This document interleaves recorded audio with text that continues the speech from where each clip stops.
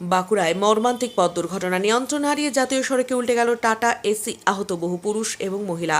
বাঁকুড়া জেলার গঙ্গাজল ঘাটির রাধাকৃষ্ণপুর গ্রাম থেকে একটি টাটা এসি 4 চাকা গাড়িতে করে প্রায় 30 থেকে 40 জন যুবক, পুরুষ এবং মহিলা একটি শ্রাদ্ধ ক্রিয়ায় অনুষ্ঠানে যোগ দিতে দুর্লভপুরের উদ্দেশ্যে রওনা দিয়েছিলেন। পথে মর্মান্তিক দুর্ঘটনার কবলে পড়ে গাড়িটি। ঘটনাটি ঘটে বাঁকুড়া রানীগঞ্জ 7 নম্বর জাতীয় সড়কের হাঁসপাহাড়ি মোড় পেরিয়ে মেজিয়া তাপবিদ্যুৎ কেন্দ্রের 1 নম্বর গেট সংলগ্ন এলাকায়।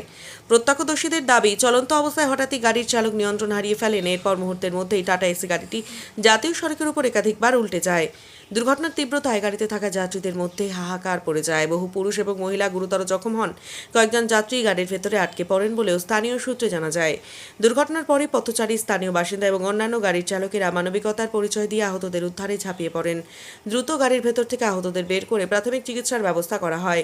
খবর পেয়ে ঘটনাস্থলে পৌঁছয় প্রশাসন এবং পুলিশ। উদ্ধার কাজে সক্রিয়ভাবে অংশ নেন প্রশাসনিক কর্মী এবং স্থানীয় মানুষজন। পরবর্তীতে আহতদের দ্রুত অ্যাম্বুলেন্সে করে অমরকানন ব্লক প্রাথমিক স্বাস্থ্য কেন্দ্রে পাঠানো হয়। সেখানে তাদের চিকিৎসা শুরু হয়েছে। আহতদের মধ্যে কয়েকজনের অবস্থা গুরুতর বলে প্রাথমিকভাবে জানা গেছে।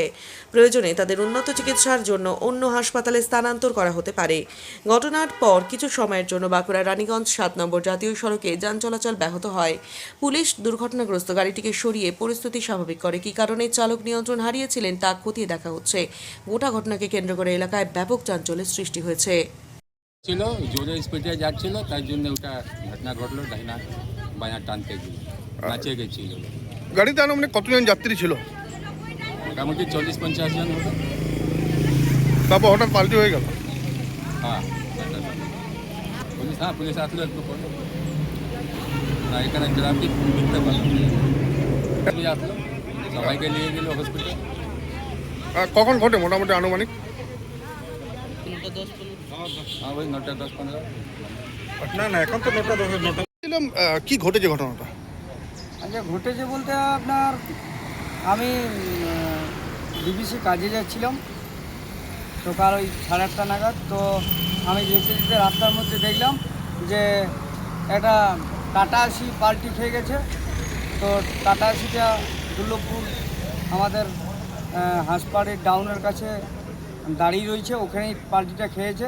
তো আপনার আমি দেখলাম যে আহত হয়েছে কজন, তাতে করে হসপিটাল নিয়ে গেছে, এটাই আমি শুনলাম।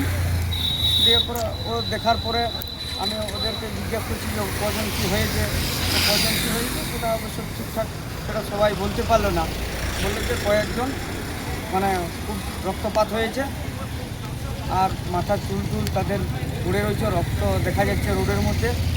যেটুকু আমি দেখলাম, আমি আমার কাজের মধ্যে আবার চলে গেলাম। ডিবিসি প্ল্যান্টে আমি কাজ করি, সেই প্ল্যান্টে আমি চলে গেলাম। আপনার নাম? আমার নাম বিবেক মল্লিক।